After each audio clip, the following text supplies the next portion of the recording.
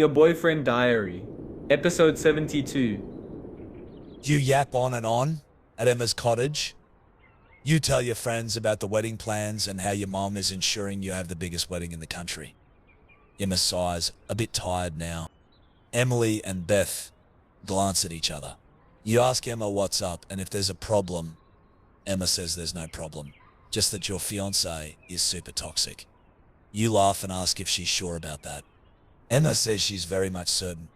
You tell Emma a bridesmaid is supposed to be happy for you and the groom. You remind her that Liam isn't like her Jason. Emma folds her arms, staring out her window. You tell her to lighten up for Pete's sake. This is the happiest time of your life, and you need her to be there for you. You go back to yapping with Beth and Emily. Tuesday, 6:28 p.m. So you got a private email requesting a meet-up with a sportsman by the name of Rory McCormick. You see him enter and walk towards your table, smiling. You get up to politely greet him. What a well-groomed chap, you think to yourself. So super tall, with dark brown hair and a boyish smile.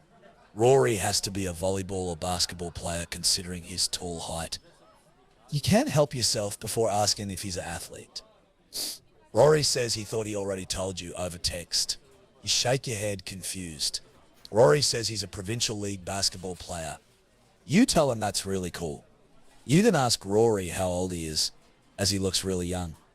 There was no way Katie and Alan gave you a young lad for a work client tonight. Rory reveals his age. He's 2 years older than you. You feel shocked and say he has the cutest baby face. Rory laughs bashfully.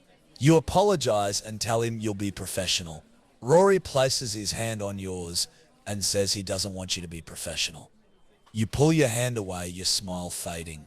You tell him you're engaged. Rory says you told him so over text and how you've been having problems with your fiancé.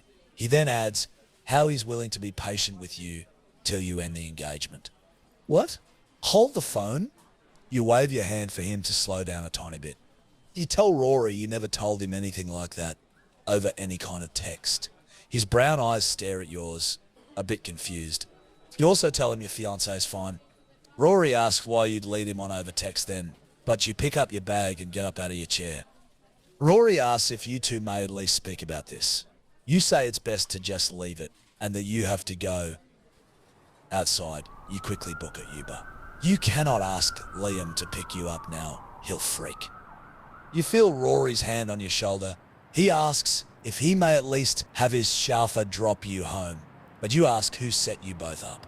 Rory says you're the one who asked him out on a date. He asks if you just did this to mess with him. You feel a tiny bit bad now. You say no and that you're just as confused as he is. Rory sighs, a bit embarrassed. You just stare at his handsome face. Oh well. You decide to hug him, in the very least. You give him a half hug, but Rory suddenly lifts your head to kiss your mouth. His hand pulls you firmly by your waist as he kisses your lips. What an incredibly good kisser. You taste his delicious lips outside the Chamberlain Hotel. He has gentle, smooth kisses. But you pull away within those few seconds and asks what's wrong with him. You whack Rory with your bag. He says he thought you wanted a kiss. You say you didn't want a kiss from him. Rory apologizes and says he misjudged. You rush for your Uber, which pulls up beside you. You tell Rory this interaction never ever happened. Rory can't even get a word in before you have your Uber drive off. In your Uber home, you try and calm down. No way you were upsetting your Liam with this unbelievable mishap. You tell yourself this wasn't your fault and that it didn't mean anything because you didn't kiss Rory back.